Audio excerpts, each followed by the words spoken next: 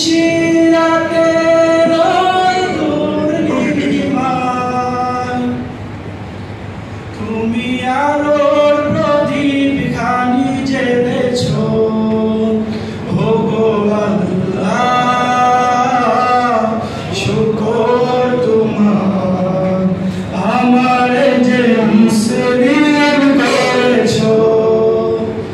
তুমি সৃষ্টি জীবের মাঝে দিয়াছ প্রাণ, গাইতে দুনিয়ায় তোমারই গান।